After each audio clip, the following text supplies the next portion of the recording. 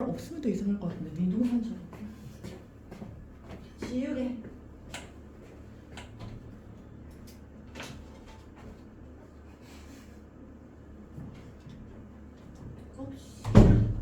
오늘 우리 하는 거 세포 막에 관한 얘기해야 돼. 내 물질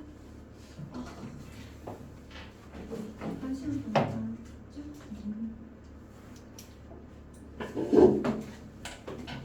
물질 분석까지 우리 끝낼 수 있을까? 자, 세포막 23막 세포막의 특성과 물질의 이동 나와 있잖아, 그죠? 일단 있잖아, 우리가 말할 때 이 타이틀만 가지고 얘기를 하게 되면 세포막의 특징 세포막은 어떻게 돼 있었어? 인지질 이중층으로 돼 있었다. 그러니까 인지질은 어떻게 생겼냐면 요 인지질이라고 얘기를 하는 건 이렇게 생겼어.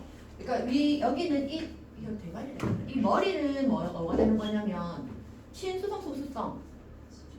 여기는 친수성. 그러니까 친수성이라는 얘기는 이 말 자체가 의미하는 것이 물이랑 어떻다고? 친하다는 얘기야. 무슨 말인지 이해돼요? 그런데 이 인지질 이중층이라는 거를 다시 얘기를 하게 되면 이렇게 생긴 게 인지질이고 요거는 꼬랑지 부분은 소수성이 되는 거니까 물이랑 친하다 안 친하다? 안 친하다. 그러면 원래는 우리가 말할 때 이중층이 아니라면 이렇게 생긴 게 단일층으로 만들어지게 될 거야. 그런데 세포막이 인지질 이중층이라는 얘기는 얘가 몇 개로 돼 있다고? 2개로 돼 있다. 이까지 이해돼요? 그럼 얘가 2개로 돼 있는데 꼬리 부분이 소수성이었잖아, 그죠? 꼬리가 소수성인데 이렇게 이중층으로 될 수 있겠나? 안 되지. 우리가 말할 때 왜 끼리끼리 보는 것처럼 소수성은 소수성이랑 친하고 친수성은 친수성끼리만 친하게 되는 거거든. 그래서 어떻게 마주보고 이렇게 마주보고 있어줘야 된다는 거야. 이렇게. 그러니까 바깥쪽이 이쪽이 친수성인 부분이 되는 것이고 요 안쪽은 소수성으로 나와요. 무슨 말인지 이해되죠? 그런데 이렇게 친수성이 바깥쪽으로 향할 수밖에 없는 이유가 생명체의 대부분을 뭐로 차지하고 있는데 대부분 물로 돼 있잖아, 그죠? 물들이 많다 보니 물이 주변을 둘러싸고 있는데 소수성이 들어가면 안 되잖아요. 그래서 친수성들이 서로 바깥으로 있게 된다. 이렇게 나와지게 돼. 어려운 얘기들은 없죠? 그리고 여기서 보면 이게 이 세포막으로 지금 우리가 하는 거 세포의 특징이랑 물질 이동을 같이 연결을 시켜야 되거든. 물질이 어떻게 이동하느냐는 걸 배우게 될 건데 일단 이 방법 중에 2가지가 있어. 확산이라는 것이 있고 뭐가 있었다? 삼투 현상이 있었다. 그래서 물질이 이동하는 방법은 확산과 삼투가 있다. 그런데 이 확산이라는 건 어떤 거냐면 우리가 말할 때 확산은 고농도에서 저농도로 물질이 이동하는 거야. 그러니까 입자가 이동하는 거야. 그러니까 용질이 이동하는 이런 거를 우리가 확산이라고 얘기를 해요. 그랬을 때 제일 흔한 게 내가 이렇게 향수를 빵 뿌리면 향수 냄새가 어떻게 되는데? 퍼져나가잖아. 그게 확산. 향수 냄새가 퍼져나가는 거. 그러니까 향수 입자가 퍼져나가는 것이 확산이 되는 거야. 여기까지 됐어? 그럼 삼투는 농도를 맞추기 위해 뭐가 퍼져나간다? 뭐가 나간다? 물이 이동을 하는 것이 삼투야. 그래서 확산이랑 삼투는 둘 다 공통점은 뭐냐면 농도를 똑같이 만들겠다는 게 공통점이야. 그런데 농도를 똑같이 맞춘다. 그래서 내가 여기다 향수를 이렇게 뿌리면 향수 냄새가 여기만 있는 게 아니라 어떻게 되는 건데? 전체가 퍼지게 되는 거잖아. 그렇게 농도를 똑같이 만들어주겠다고. 그러면 삼투도 어떻게 되는 거냐면 뭐 이런 실험을 주로 많이 하는데 여기가 이렇게 있으면 여기가 소금물 여기를 그냥 증류수 물이라 하자. 이렇게 있으면 여기가 이렇게 생긴 게 물입자야. 여기 소금물이 있고 물이 있고 여기는 소금물이 있는데 여기에 소금물이니까 소금 덩어리들이 이렇게 있을 거잖아, 그죠? 얘네들이 소금이야. 그럼 농도는 누가 더 진해? 소금물이 더 진해. 그런데 삼투는 뭐 때문에 일어난다고? 삼투 낙산이나 농도를 맞추기 위해서 일어난다고. 맞지? 그러면 여기서 소금물이 농도가 더 진하니까 우리가 확산으로 따지면 어떻게 줘야 돼? 소금물에 있는 소금이 이쪽으로 가는 게 그게 확산인 거잖아, 그죠? 농도를 똑같이 해줘야 되는 거니까. 얘가 가려고 하니까 이런 막이 하나 있죠. 이런 막 이름을 뭐라 그러냐면 반투관성 막이라고 해요.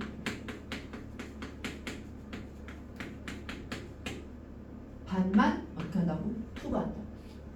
반만 투과해. 그러니까 반만 투과하니까 지금 이 구멍이 이 노란 색깔이 빠져나갈 수 있을 만큼의 구멍이 아니지. 그럼 뭐가 이동해야 돼? 농도를 맞춰야 돼. 그런데 구멍이 이동할 수 있는 게 이 입자들이 이동을 못해. 그럼 뭐가 이동해서? 물이 이동을 해서 농도를 맞춰주는 거야. 그럼 물이 어디로 가야 될까? 여기 있는 물 입자들이 소금물에 있는 물이 이쪽으로 가면 여기는 더 진해질 거잖아. 그죠? 그럼 어떻게 봐야 돼? 증류수에 있는 물들이 이쪽으로 넘어와야죠. 무슨 말인지 이해돼요? 그러면 증류수는 저농도야 고농도야? 저농도에서 고농도 쪽으로 물이 이동하게 되는 거야. 얘가 산소예요. 이해가 돼요? 그래서 저농도에 있는 물들이 고농도 쪽으로 가니까 고농도의 농도를 어떻게 한다고? 낮춰주겠지? 그러니까 높았던 농도를 낮춰주게 되고 그렇게 되면서 농도를 비슷하게 해주게 되는 것이 삼투예요. 여기까지 이해돼? 자, 그러면 우리가 저번 주에 얘기했지만 세포를 이렇게 배울 때 여기 이렇게 핵이 있고 그 다음에 이렇게 생긴 거 이름 뭐였지? 미토콘드리아. 그 다음에 이렇게 생긴 건 영육체. 여기 주변에 리보솜. 그지? 그 다음에 여기에 주머니 모양으로 달려있는 거 이름 뭐? 소포체. 이렇게 나눠지게 되고 떨어져 있는 이것들은 뭐? 골지체. 이렇게 나눠지게 됐었죠. 그런데 여기에서 지금 핵 안에 여러 가지 양분들도 들어가야 되고 이렇게 해야 되는 건 좋은데 그리고 여기 지금 미토콘드리아에서는 우리가 하는 게 뭐가 일어났냐면 세포호흡이 일어났잖아요. 그죠? 세포호흡은 뭐였지? 포도당이랑 뭐랑 결합해서 산소랑 결합해서 물이랑 이산화탄소가 나와지게 되면 얘가 세포호흡이거든요. 얘가 세포호흡인데 그럼 이 포도당 어디서 와야 돼? 만약에 얘가 식물세포가 아니라 동물세포다. 그럼 우리가 지금 동물이니까 우리 몸 안에도 미토콘드리아가 있을 거잖아. 그죠? 그럼 우리 몸 안에 미토콘드리아는 어떻게, 미토콘드리아에서 필요한 포도당은 어떻게 들어가야 돼? 세포막을 뚫고 포도당이 들어와야 되지. 맞아요. 세포막을 지나서 포도당들이 들어와야 되고 산소들도 여기를 들어와야 되는 거잖아. 여기서 만들어냈던 이산화탄소나 물도 여기 이 세포에 계속 있으면 돼? 안 되죠. 나가야 되지. 그런 물질 이동을 해야 되잖아. 어디를 뚫고? 이렇게 생겨있는 세포막을 뚫고. 무슨 말인지 이해돼? 그래서 이렇게 생긴 인지질 이중층으로 되어 있는데 여기서 물질이 어떻게 이동하느냐가 상당히 중요해요. 그래서 지금 보면 인지질 이중층에서 여기가 지금 뭐 고농도인 쪽이야. 이런 데가 고농도인데 얘로 이렇게 바로 통과되는 애들도 있어. 고농도에서 저농도로 바로 통과할 수도 있어. 얘가 바로 통과하려면 흰색으로 나타낸 이거는 입자가 크면 여기에 걸려버려서 통과를 못할 거잖아. 그죠? 그래서 바로 통과하는 애들은 어떻게 통과할 수 있냐면 뭐를 통해서? 입자가 작으면 바로 통과.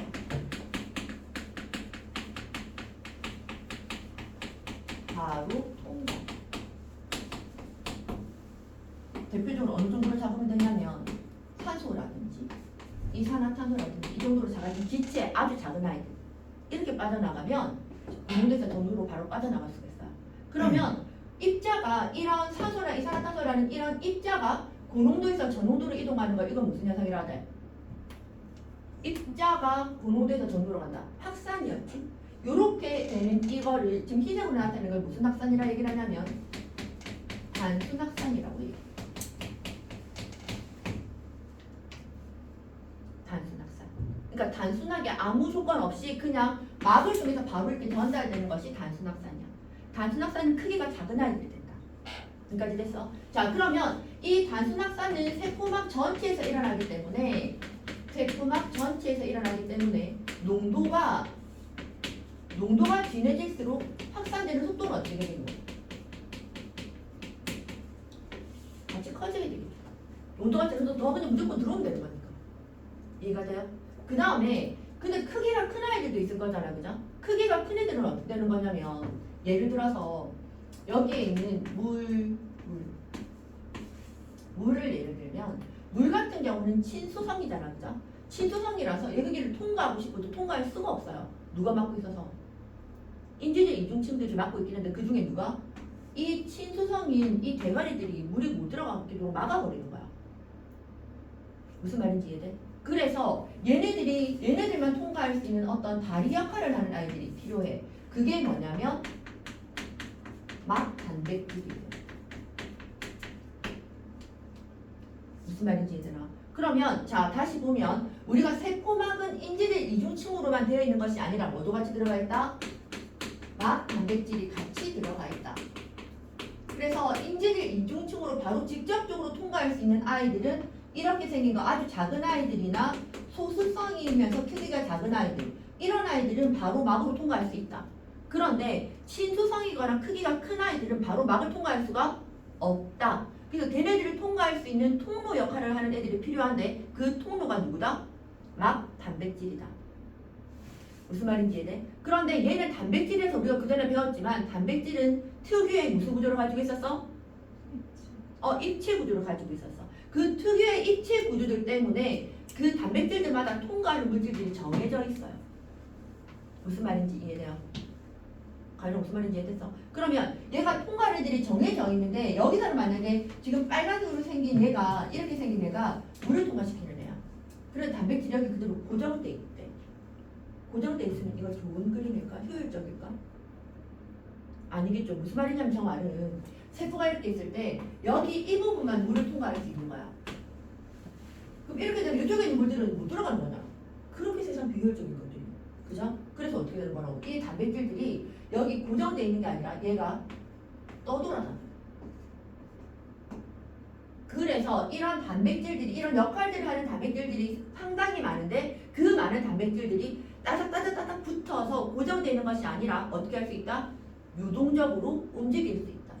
그게 유동 모자이크 설이라고 얘기를 하는 거야. 무슨 말인지 알겠어요?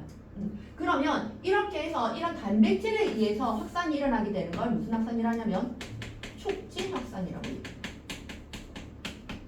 촉진 확산은 통로가 있다 했잖아. 그죠? 그래서 농도가 진해지면 진해질수록 우리가 통로라고 얘기를 하는 건 이런 문 통로랑 같은 거거든. 그럼 여기 만약에 나가야 될 애들이 많으면 더 빨리 더 나가나? 통과하는 양이 어때? 처음에는 여기 한두 배 나갈 때는 별 차이 없잖아. 그죠? 그래서 처음에 농도가 진해지면 확산 속도가 빨라지다가 나중에 어떻게 된다고? 일정하게 돼요. 통로라서. 그러니까 막 단백질은 너희들 머릿속에 막 단백질은 통로 이렇게 기억해 주면 돼. 여기까지 이해됐어? 그럼 막 단백질을 통과하는 건 친수성 물질이나 크기가 큰 아이들이 통과할 수 있다. 됐나? 자, 그러면 여기서 하나만 물어보자. 뭐 물어볼 거냐면 이거 예를 들어서 우리가 기체호흡, 그러니까 우리가 숨 쉬잖아.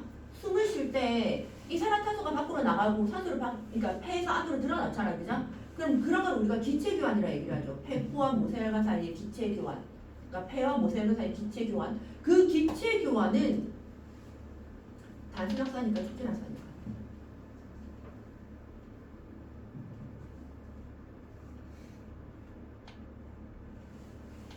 우리 몸 안에 있는 산소, 이산화탄소가 나가고 밖에 있는 산소가 들어와야 돼. 입자의 크기가 커요, 작아요? 작아요. 친수성이야, 소수성이야? 소수성이야. 물이 안 녹아요. 산소랑 이산화탄소 물에 잘 안 녹거든요. 그럼 이런 아이들이 통과할 수 있는 건 뭐라고? 단순 확산입니다. 무슨 말인지 알겠어요? 그런 얘기. 자, 그래서 책 좀 볼까?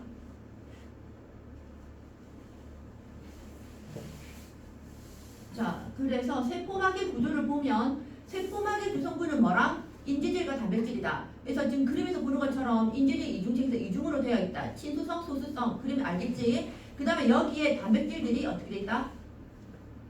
막 단백질들이 붙어 있다. 붙어 있고 얘네들은 통로 역할을 한다. 막 단백질은 통로다. 이해되지? 자, 그래서 인지질 이중층은 세포 안팎은 물이 주성분이기 때문에 인지질의 무슨 부분이 양쪽으로 바깥으로 배열되어 있다? 대부분이 물이기 때문에 친수성 부분이 양쪽 바깥으로 배열되어 있고 수용성 환경에 접하고 있고 소수성 부분들은 안쪽으로 서로 마주보며 배열되어 있다. 됐습니까? 그 다음에 세포막의 유동성 아까 말했던 거 인지질과 그러니까 인지질이라는 것도 그렇고 모자이크 그러니까 단백질도 그렇고 고정돼 있다 안 돼 있다? 안 돼 있다. 얘네들은 막 움직일 수 있다. 그러니까 산후 해파리처럼 이렇게 움직인다고 봐주면 돼. 이해가 되죠? 그러니까 우리가 세포 모양도 딱 동물 세포 같은 게 모양이 안 정해져 있잖아요. 그래서 유도능이 있어서 이동할 수 있다. 선택적 두각성. 선택적 투과성이라는 말은 무슨 말이냐면 아까 우리 지금 배웠던 거 단순학산, 촉진학산 했던 거랑 같은 개념이에요. 물질의 종류에 따라 어떤 물질을 잘 통과시키는데 어떤 물질을 통과 못 시키는 거. 그런 것들을 우리가 말할 때 뭐라 한다고? 선택적 투과성이라고 한다. 선택적 투과성에 의해서 뭐가 일어나냐면 단순학산, 촉진학산 같은 것이 일어나게 된다는 거야. 빨라요? 이해되지? 자, 그래서 확산은 물질을 이루는 분자가 무작위로 움직여서 농도가 어느 쪽에서? 높은 쪽에서 낮은 쪽으로 이동한다. 그럼 확산은 에너지를 사용한다 안 한다? 사용하지 않는다. 밑줄 하고 별표. 확산은 에너지를 사용하지 않는다. 진짜 중요해요. 별로 안 중요. 나는 안 중요한 것 같은데 교수님들도 그랬고 학교 선생님들도 그렇고 되게 중요하다고 해요. 확산은 에너지를 쓰면서 전달되는 것이 아니다. 자, 그래서 지금 보면 직접 이동하는 것이 무슨 확산? 단순 확산. 그래서 안팎의 농도차가 클 때도 이동 속도가 같이 빨라지게 된다. 이동 물질, 산소, 이산화탄소, 그다음 지방산. 그래서 아까 얘기했던 거 페포와 모세혈관 사이, 모세혈관과 조직세포 사이 이 기체들이 이동하는 과정이 다 뭐라고? 단순 확산이다. 단순 확산은 어디로 통과한다? 세포막으로 직접 통과한다. 됐나? 그럼 그 옆에 촉진 확산은 세포막의 단백질을 통해서 이동하게 되고 단백질은 무슨 역할을 한다?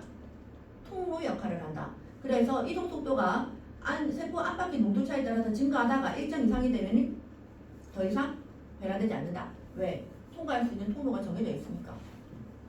전하를 띠는 물질이나 포도당, 아미노산 이런 아이들은 다 뭐로 통과한다? 막 단백질로 통과된다. 됐습니까? 그래서 포도당이 조직세포로 확산되는 과정을 우리가 촉진확산이라 얘기를 한다. 이해한다는 거 없지? 그 다음에 삼투 아까 얘기했던 거 물이 세포막을 경계로 농도가 어느 쪽에서 어느 쪽으로 이동하는 거? 물이 농도가 낮은 쪽에서 농도가 높은 쪽으로 물이 이동을 해서 농도가 높은 쪽의 농도를 낮춰주는 역할을 하는 거지. 그게 뭐라고? 삼투라고. 됐나?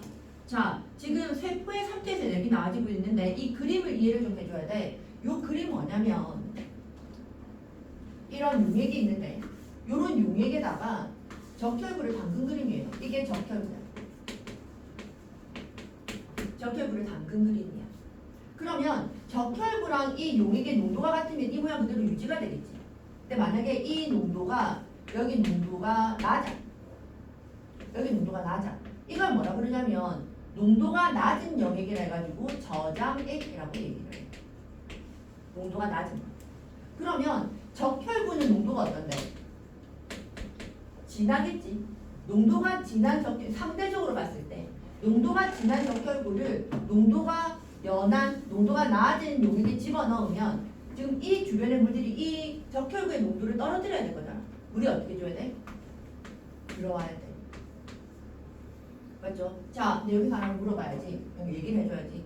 이게 있잖아. 삼투 현상이라고 얘기를 하면 얘가 농도가 낮은 쪽에서 이쪽으로 농도가 진한 쪽으로 물이 이동한다라고 지금 배웠잖아. 그죠? 그러면 여기서 적혈구에서 이쪽으로 나가는 물은 없을까? 나가는 물도 있어. 있는데 양이 누가 더 많다고? 들어오는 애들이 더 많다고. 그래서 크기가 어떻게 된다고? 커진다고. 커지다가 결국은 어떻게 된다? 9% 오른다. 이렇게 되게 되는 거죠. 잠깐만. 없어? 뒤에 뒤에. 말 풀게.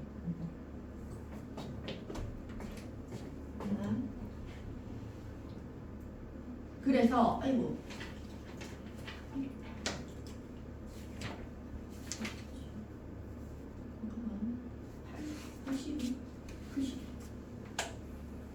외워줘. 92부터 92.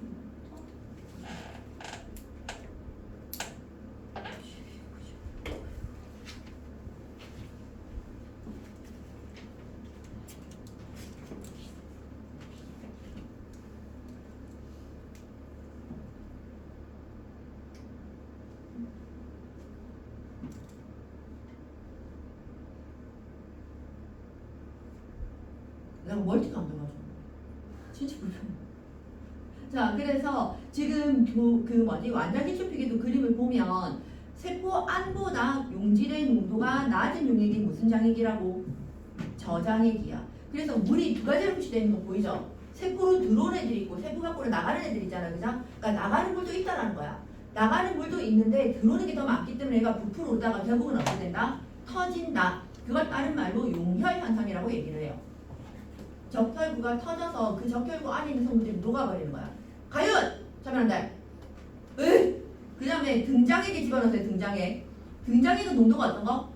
같은 거. 그러면 부피 변화가 있다 없다? 없다. 그럼 여기서 부피 변화가 없기 때문에 물이 안 움직이나? 아니다. 물은 계속 왔다 갔다 해요. 입자들은 계속 움직일 수 있어. 등장액이라서 안 움직이는 게 아니라 이걸 우리가 좀 어려운 말로 동적 평형이라 얘기를 하는데 들어가고 나가는 게 같은 거야. 그 다음에 고장액은 어떻게 되겠노? 적혈구가 물이 더 농도가 더 작은 거잖아. 고장액에 넣게 되면 농도가 진한 거니까. 그럼 적혈구에 있던 물들이 밖으로 더 많이 빠져나가지게 되는 거지. 이것도 반대로 들어오는 물이 있다라는 거야. 부피가 줄어든다. 됐나? 그럼 식물세포는 어떻게 돼? 식물세포는 지금 안쪽에 있는 물들이 더 저장액에 넣었을 때 더 많이 들어오는 거는 맞기는 한데 터진다 안 터진다? 안 터진다. 뭐가 있어서? 세포벽이 있어서 그냥 팡팡해진다. 그 다음에 등장액은 일정한 크기로 유지되게 되고 그 다음에 저장액은 쭈그러져서 세포벽이 쭈그러지는 것이 아니라 세포막이 쭈그러지는 거야. 됐나? 세포막이 세포벽이랑 분리돼서 쭈그러진다라고 얘기를 할 수 있게 돼. 됐어? 알겠어요? 그 다음에 참투현상에 의해서 콩팥에서 세뇨관에서 모세혈관으로 물이 재흡수된다거나 아니면 뿌리털이 토양에서 물을 흡수한다거나 그 다음에 배추를 소금물에 담아주게 되면 배추의 숨이 죽는다. 이런 것들이 다 참투현상. 741쪽 문제 좀 풀까요? 다 풀었어? 다 풀었어요. 혹시 오진 다 풀었어? 어디요? 741번 안 풀었어. 안 풀었어요. 일단 741번 풀어주세요. 741 왜?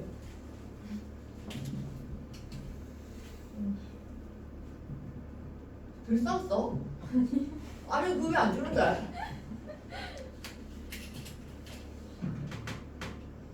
에이.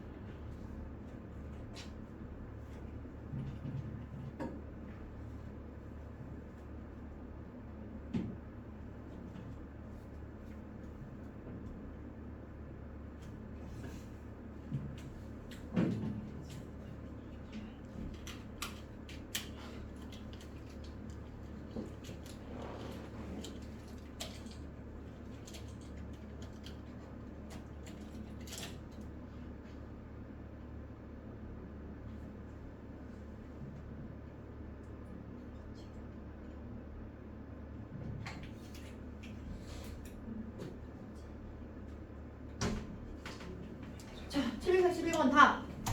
아니 다 안 났어? 너 뭐 있는데?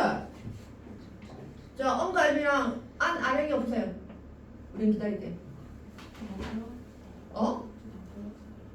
뭐라고? 다 풀. 엄갈비 왜안 풀었는데?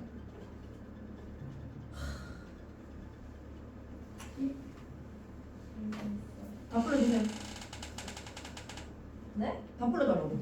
어디서 다음 거? 뭐? 잠시만요.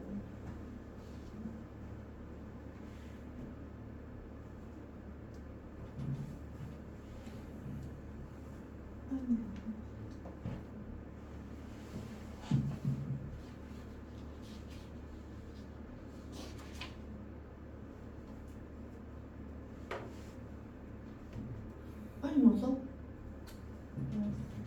자, 1, 2, 3 안양이 4, 5, 6 가윤이. X 5 오케이. X, 5, 5. 그 다음에 5 X X. 5, X, X. 오케이. X, 5, 5, 5, X, X. 됐어요? 자, 그 다음에 지도 좀 더 나갈게요. 생명 시스템에서의 화학가는 얘기 나와 있네. 24강. 여기까지 다 돼 있어. 아직 하는 중이에요. 야, 근데 지우.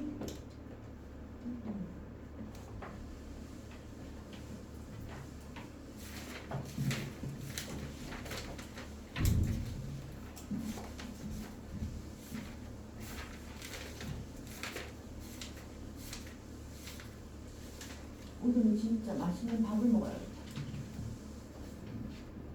어제부터 벌써 오늘 점심 메뉴를 정해놨거든요. 물회 먹을 거야, 물회. 물회 오늘 꼭 먹어야 되겠다. 저것도 먹어. 화학반. 이걸 우리가 물질대사라고 얘기하는데 물질대사는 뭐냐면 생명체 내에서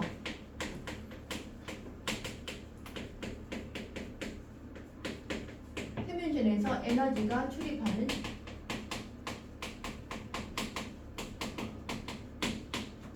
모든 활동들, 이걸 우리가 물질대사라고 얘기를 해. 근데 물질대사는 에너지가 출입을 하긴 하는데 이 출입을 해서 양분을 흡수나 분해 이렇게 시키게 되는 거거든. 그래서 예를 들어 이런 게 있을까요? 저분자의 물질이 있어요. 대표적으로 이산화탄소. 이산화탄소 식물 같은 경우는 이 저분자를 이용을 해가지고 고분자로 만들어진단 말이야. 이 고분자의 대표적인 게 포도당이라고 얘기하는 거. 우리가 말하는 광합성. 양분을 만들어내는 거. 그러면 여기에 얘는 광합성이 있는데 이 광합성이 있는데 이렇게 양분들을 만들어내는 걸 뭐라 그러냐면 동화작용이라고 얘기를 해요. 양분을 만들어내는 걸 동화작용이라고 한다. 여기까지 됐어? 그런데 지금 이렇게 광합성이었잖아, 그죠? 그럼 광합성이 될 때 꼭 뭐가 필요했어? 무슨 에너지? 빛 에너지.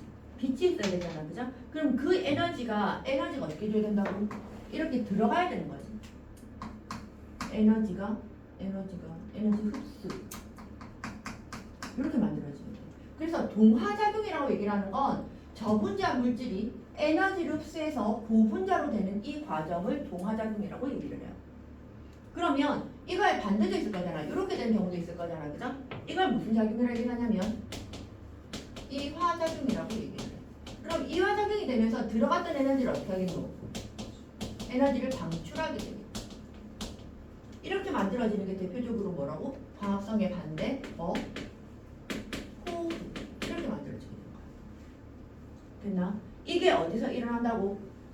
이런 작용들이 생물체 내에서 일어납니다. 생물체 내에서 일어나는 이 모든 활동들을 뭐라 한다? 물질대사라고 얘기를 한다.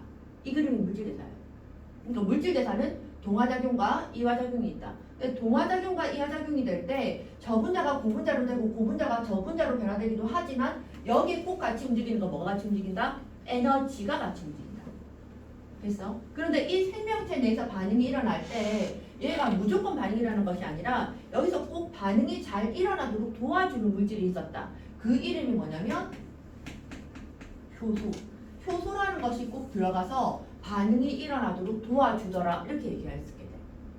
그래서 먼저 지금 우리가 배워야 되는 건 이 전체 이 그림에 관련되는 용어에 관련된 내용들을 다 배워지게 될 건데 제일 먼저 배울 건 효소부터 한번 해볼게요. 효소. 효소라는 건 어떤 거냐면 대부분 우리가 말할 때 반응이 빨리 일어나도록 도와주는 물질이다. 그래서 다른 말로 생체 촉매라고 얘기해요. 그러니까 우리가 얘기할 때 촉매제 역할을 해서 뭐가 반응이 빨리 일어난다 이런 얘기를 하잖아, 그죠? 그런데 생물체 내에서 존재하는 촉매라서 생체 촉매라고 얘기를 해요. 이게 효소다. 됐어? 그럼 효소는 어떻게 해서 반응을 조절하느냐면 활성화 에너지를 낮춰서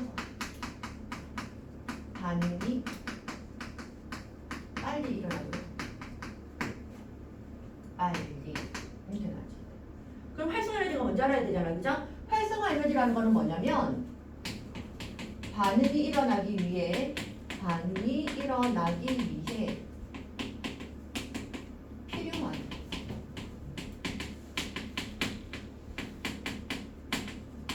최소한의 에너지를 우리가 활성화 에너지라고 얘기를 해요. 그러니까 이게 이런 그림. 여기가 에너지고 여기가 반응 시간. 이렇게 있을 때 여기가 반응물이 가지고 있는 에너지고 여기가 생성물이 가지고 있는 에너지. 그러니까 우리가 화학 반응식을 보면 반응물이 생성물로 바뀌잖아, 그죠? 맞죠? 그런데 바뀔 때 얘가 바로 에너지가 바로 이렇게 뚝 줄어드는 게 아니라고. 어떻게 된다? 이 반응물이 가지고 있는 에너지를 어느 정도 흡수를 해야지 이렇게 반응이 일어날 수 있어. 무슨 말인지 이해돼? 그래서 무조건 모든 반응들이 이만큼의 에너지를 흡수하면서 반응이 일어나게 되거든. 그래서 반응 물질이 가지고 있는 에너지에서 흡수하는 요 에너지. 이게 무슨 에너지라고? 얘가 활성화 에너지.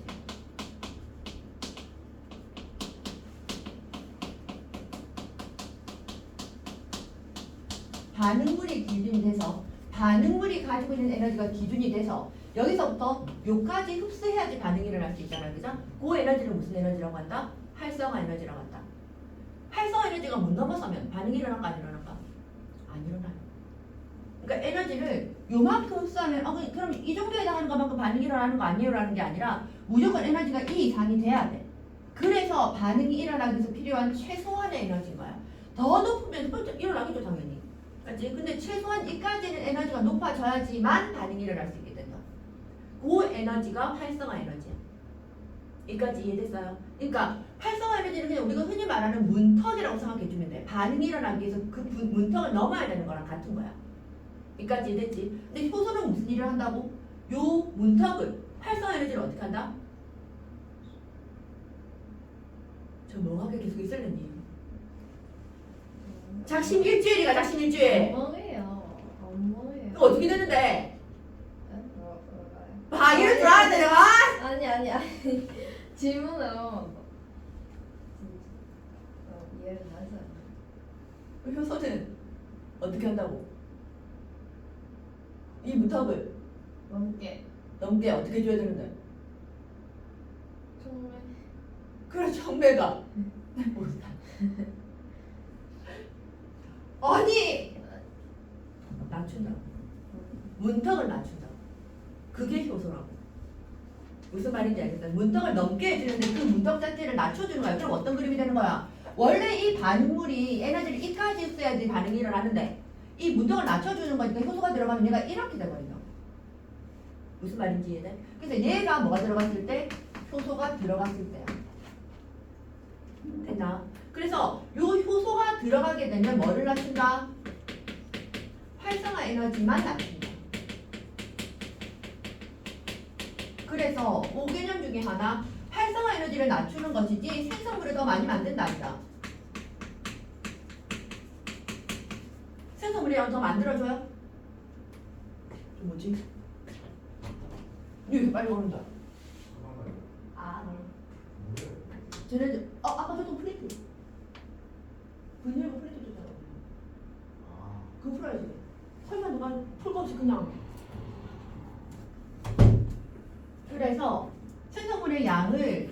조절하는 거 아니다. 맞지? 그 다음에 이걸 우리가 반응열이라 얘기를 하는데 반응물과 생성물의 에너지 차이 이거는 지금 활성화 에너지 들어간다고 차이가 있어 없어? 차이 없죠. 이걸 우리가 뭐라 그러냐면 반응열이라 얘기를 하는데 반응열의 변화 있다 없다? 없다. 지금 내가 이렇게 일일이 적고 있는 이유는 뭐냐면 효소라는 게 들어가서 뭐만 조절한다고? 활성화 에너지만 조절하는 거지 생성물을 더 많이 만든다거나 전체 에너지 양을 조절한다거나 이런 거 아니에요. 그러니까 그냥 문턱만 떨어뜨릴 뿐 반응이 일어날 수 있게끔 뭔가를 더 잘, 그러니까 뭔가 더 많이 만들고 뭔가 더 많은 에너지가 나오고 이런 건 아니야. 무슨 말인지 알겠어요? 그래서 반응만 조절하면 된다는 거야. 됐어? 자, 그래서 이 효소는 첫 번째 역할이 요런 기작으로 하게 되고 두 번째는 이거의 주성분이 뭐냐면 주성분이 단백질이거든. 단백질이기 때문에 얘는 단백질이라는 건 아까 얘기했던 것처럼 특유의 무슨 구조? 입체 구조가 있어서 얘는 이 특유의 입체 구조에 의해서 이것 때문에 반응할 수 있는 반응하는 물질, 다른 말로 뭐라고 그러냐면 기질이라고 얘기를 해요. 그래서 반응하는 물질이 정해져 있다. 너희들 중등 과목을 얘기해주면 너희들 그 효소, 소화효소 중에서 아밀레이스를 하잖아, 그죠? 아밀레이스 뭐만 분해시켰는데? 녹말만 분해시켰거든요. 그래서 너희 외운다고 바빴잖아. 그러니까 단백질을 분해시키는 거, 트립신, 펩신 이런 것들. 그러니까 그런 것들이 다 효소들이거든. 반응할 수 있는 물질이 정해져 있다는 거야, 얘기야. 그래서 모형적으로 그림을 그리면 이런 거지. 얘가 효소고 이렇게 생긴 기질들만 반응할 수 있다. 그러니까 기질이 만약에 이런 식으로 생긴 기질은 반응한다 안 한다? 반응 안 한다.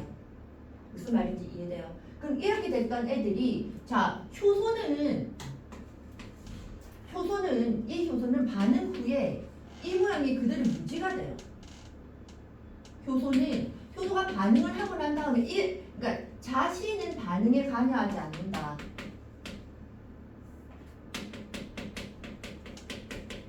반응에 관여하지 않고 그냥 문턱만 낮춰주는 역할만 하는 게 그게 효소야. 그래서 여기 있던 효소로 왔을 때 이 효소가 변화되는 것이 아니라 뭐만 기질만 이렇게 변화시켜주는 거야. 얘가 생성물. 얘가 뭐? 이 기질이 반응물 이렇게 나와줘야 돼. 이해가 돼요? 무슨 말인지? 그러면 여기 있던 효소가 여기서 그대로 사용되잖아, 그죠? 그래서 효소는 직접 관여하지 않기 때문에 자신이 변화되지 않기 때문에 재사용이 가능해요.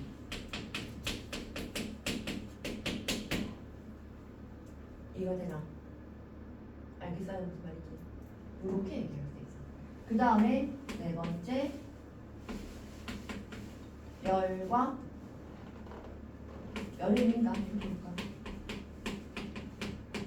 열에 민감해요. 그래서 우리가 왜 그 독감이 열이 많이 올랐을 때 엄마가 칩칩 사주고 피자 사주고 이렇지 않잖아.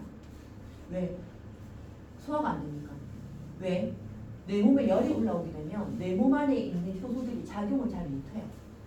그래서 죽을 주시는 거예요. 소화를 잘 못 시키니까 한번 이렇게 흐물거리는 걸 줘서 소화를 잘 시키려고. 무슨 말인지 이해돼? 그래서 지금 우리가 그 전에 단백질 얘기할 때 특유의 입체 구조 쌤이랑 같이 수업 들은 친구들은 그 입체 구조 진짜 얘기를 많이 들었고 학교 선생님도 강조를 많이 하시잖아. 그 입체 구조 때문에 이렇게 달라지는 것들이 생기게 되고 그 입체 구조 때문에 열에 민감할 수밖에 없어요. 그 입체 구조가 금방 변성이 되어버리기 때문에. 자, 그래서 책 좀 보자.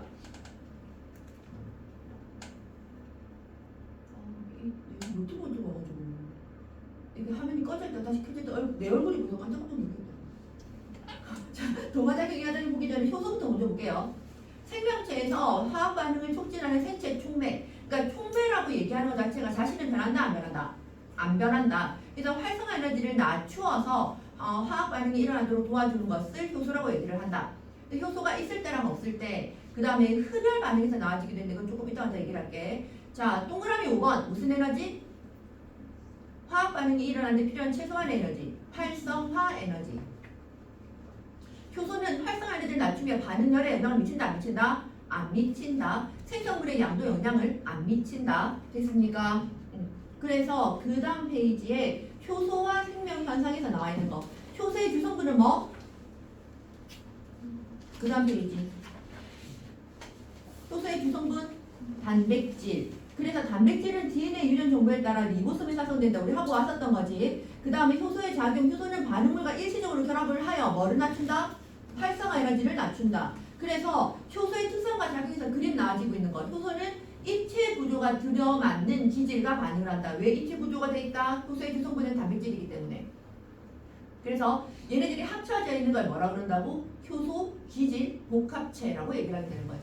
복합체라는 게 뭔데? 같이 붙어 있는 거. 효소 기질 복합체라는 얘기는 효소와 기질이 같이 붙어 있는 게 되는 것이고, 반응이 끝나면 효소는 변한다 안 변한다? 안 변하고 생성물만 쪼개지는 거 보여요? 그래서 그 바로 옆에 보면 효소는 반응에서 소모되거나 변형되지 않고 반복적으로 사용된다. 반복적으로 사용 밑줄 해주면 되겠죠. 그래서 그 밑에 효소와 생명현상 해서 효소는 영양소의 소화, 혈액의 응고, 몸의 구성 성분 합성, 해독작용 등 생명체에서 다양한 반응이 관여하게 되더라. 그래서 생간에는 뭐가 있냐면 저기도 나와 있지만 카탈레이스라는 것이 있어. 생간에도 있고 살아있는 건 다 있어. 생감자, 하다못해 우대부담은 무즙 이런 것들 나오거든요. 여기에다 카탈레이스들이 있어요. 효소예요. 반응을 빠르게 해주게 되는 아이들이야.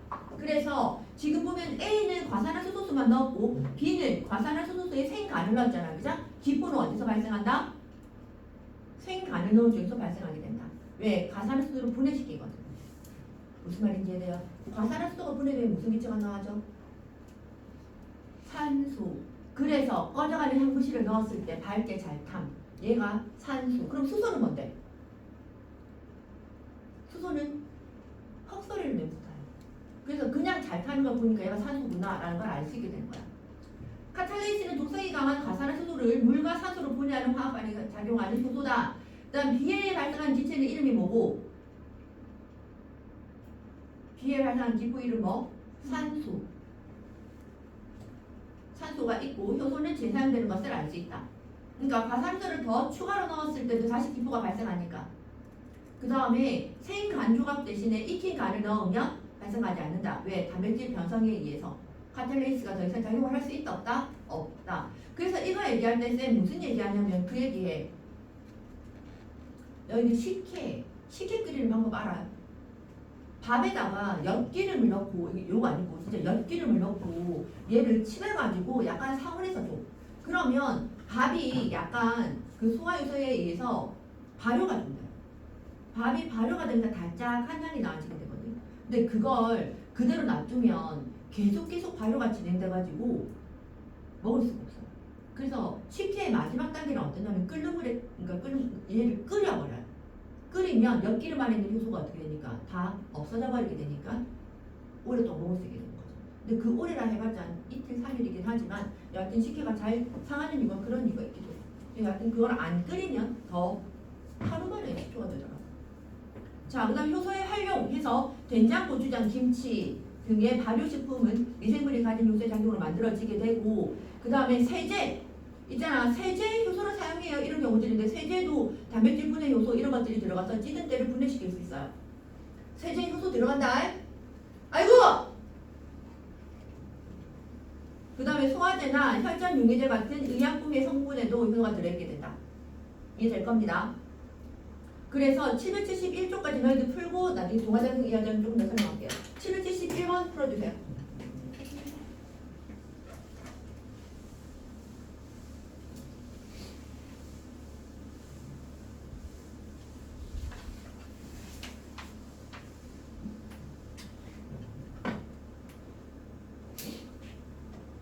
근데 혜진이 지금 학교 수업 들을 때 특별하게 힘든 건 없겠다. 어차피 다 했던 거지.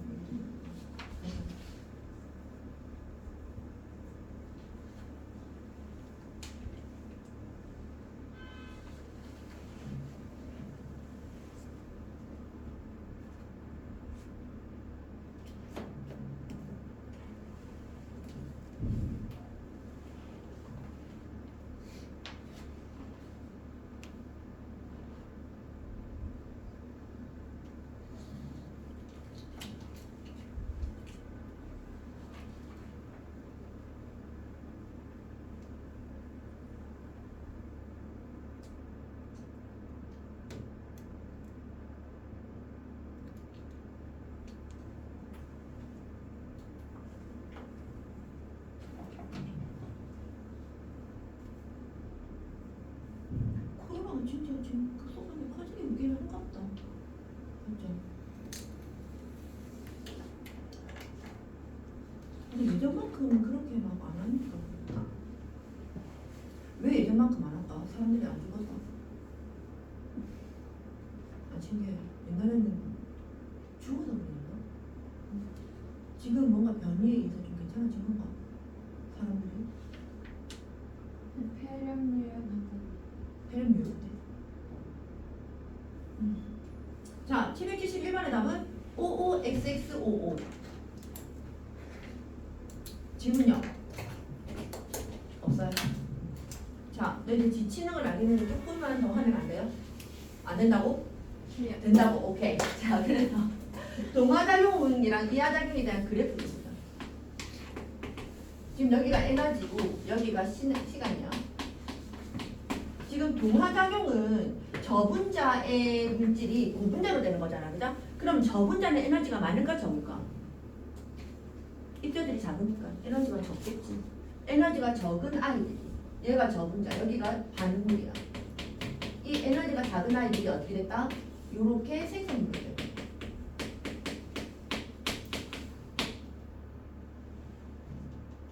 맞죠? 맞죠? 그래, 이렇게 된 거야. 이렇게 되고, 그럼 얘는 에너지를 이렇게 하는 거니까 전체적으로 에너지를 흡수해 방출해. 에너지를 전체를 봤을 때 에너지를 흡수하는데, 근데 얘는 무슨 반응이다?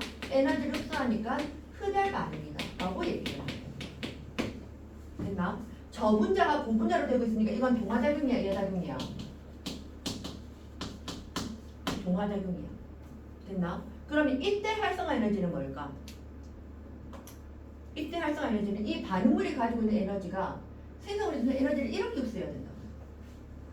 이렇게 될 때 활성화 에너지는 어디서부터 어디까지라고? 얘가 활성화 에너지 아니다.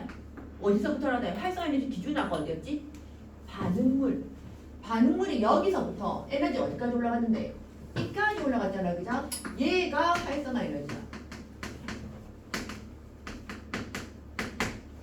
무슨 말인지 이해돼요? 그래서 이 활성화 에너지를 낮춰주는 게 누가 하는 일이라고? 효소가 하는 일이라고. 그럼 효소가 들어가면 이때 활성화 에너지가 이런 식으로 줄어들게 된다. 이해가 되나? 그럼 이화작용은 어떻게 되는 건데? 이화작용은 여기가 에너지일 때 고분자가 가지고 있는 게 여기가 지금 반응물.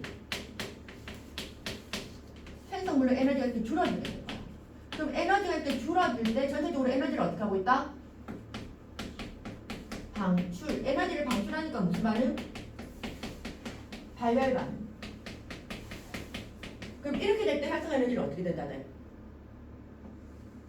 이렇게 나아지게 되죠. 그러면 여기서 활성화 에너지는 어디? 기준이 어디라고? 반응물이라고. 기준은 반응물이야. 반응물에서 에너지가 이만큼 올라가는 거. 얘가 무슨 에너지라고? 얘가 활성화 에너지야. 그래서 효소가 들어와서 얘를 이렇게 떨어뜨려 주게 된다. 이해가 됐나? 그러니까 활성화 에너지의 높이를 정할 때 기준은 항상 뭐다? 반응물이다. 헷갈리지 말고 딱 기억하세요. 반응물을 기준으로 흡수해야 되는 에너지가 활성화 에너지야. 됐지? 그 다음에 지금 보면 우리 책에서 지금 내가 마지막으로 설명해야 될 게 나 지금 어디 설명하고 있냐면 192쪽 설명하고 있거든요. 자, 됐고 그래서 호흡이랑 연소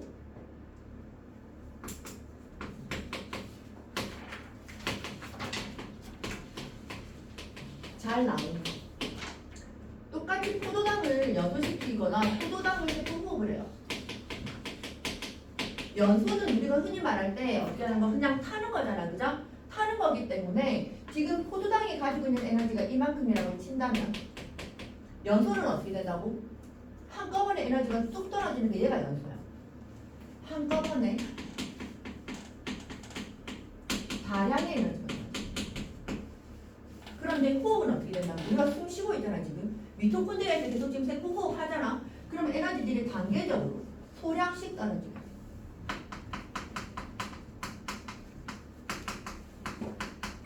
배출하는 거. 이게 우리가 말할 때 호흡이에요. 그러니까 소량씩 나아지기 때문에 온도가 어떻다? 체온 범위 36.5도 정도 나아지게 되고 여기는 타는 거니까 400도씨까지 올라갔어요. 그럼 온도가 높으니까 이 반응이 일어날 때 촉매가 필요할까 필요 없을까? 효소가 필요 그런데 얘는 온도가 낮은 상태에서 이 반응이 일어나야 되기 때문에 효소가 필요하게 돼요. 촉매가 필요하다. 이렇게 얘기했어요. 됐나? 그 얘기들이에요. 됐어요? 너희 숙제 어디까지 가?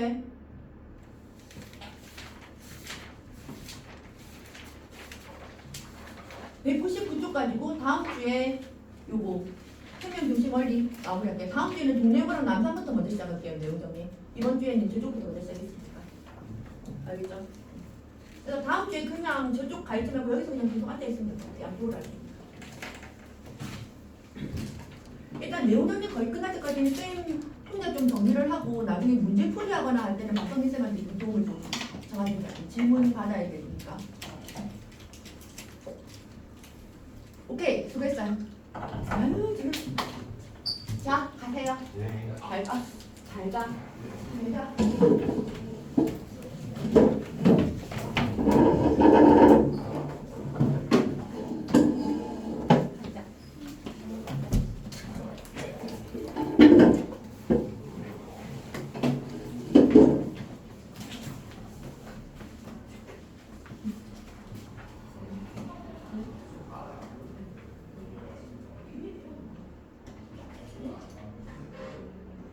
예? 짱이에요? 정말.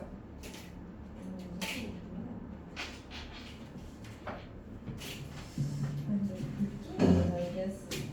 울고 싶지.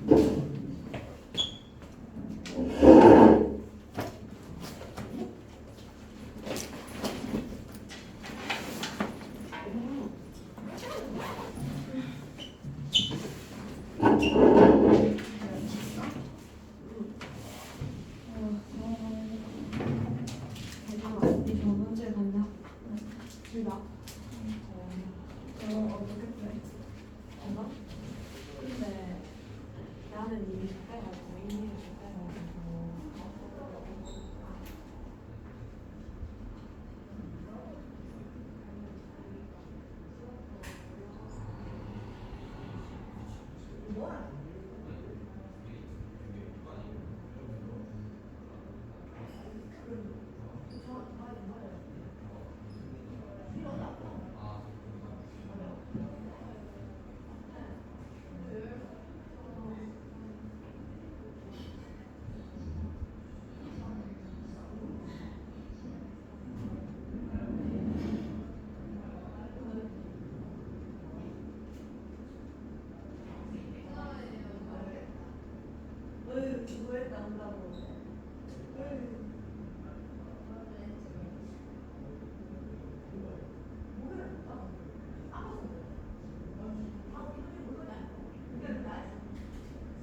어?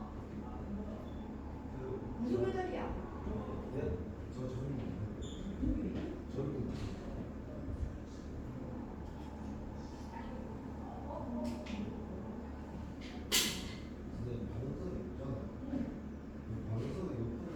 지가 원하는 대로 할 수가 반응성이 높으면 지가 반응이 그러니까 이온이 되려고 하는 거지. 그냥 지가 원하는 대로 이혼이 되고 싶어 하는